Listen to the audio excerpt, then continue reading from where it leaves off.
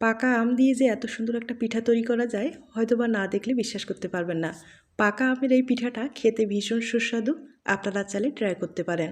প্রথমে 2টা আম আমি পেস্ট তৈরি করে নিলাম।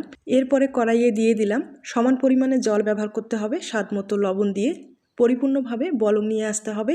এরপরে কিন্তু চালের গুঁড়ো দিয়ে খুব ভালোভাবে একটা ডো তৈরি করে নিতে হবে। তবে ডোটা একবারে সফটভাবে তৈরি করে নিতে হবে। আমি ভালোভাবে মথে নিয়ে ডোটাকে তৈরি করে নিলাম। এখন পিঠার জন্য পুর তৈরি করে নিতে হবে।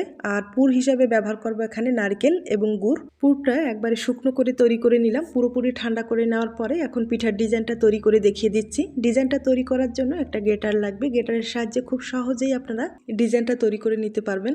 আর সাধারণত যে পুলি পিঠার শেপটা দেওয়া হয় সেটাই কিন্তু আমি তৈরি করে নিচ্ছি, দেখতেই পারছেন। দেখতে হয় অপূর্ব। আপনাদের পছন্দ হলে এই ডিজাইনের পিঠা সহজেই তৈরি করে নিতে পারেন। তবে পিঠাটা একটু মোটা করে তৈরি করবেন, তাহলে ডিজাইনটা কিন্তু ফুটে উঠবে। আমি আপনাদের 2টা পিঠা তৈরি করে দেখিয়ে দিলাম। আর এই পিঠাগুলো আমি ভাপিয়েও দেখিয়ে দিচ্ছি এবং তেলে ভেজেও আপনাদের দেখিয়ে দিচ্ছি। তবে যেভাবে খুশি আপনারা কিন্তু খেতে পারেন, খেতে লাগবে দুর্দান্ত। আর যদি মুচমুচে মুখরোচক খেতে চান সেক্ষেত্রে কিন্তু তেলে ভেজে নেবেন একবারে মুচমুচে করে। এখন আমি কয়েকটা পিঠা আপনাদের ভাপিয়ে দেখিয়ে দিচ্ছি। আর এগুলো ভাপ দিতে বেশি সময় লাগবে না, 5 মিনিটের মতো ভাপিয়ে নিলেই হয়ে যাবে। আমি কিন্তু ভেজেও দেখিয়ে দিলাম এবং ভাপিয়েও দেখিয়ে দিলাম। আপনাদের যেভাবে পছন্দ হয় অবশ্যই বাড়িতে ট্রাই করে দেখুন, খেতে খুব ভালো লাগবে।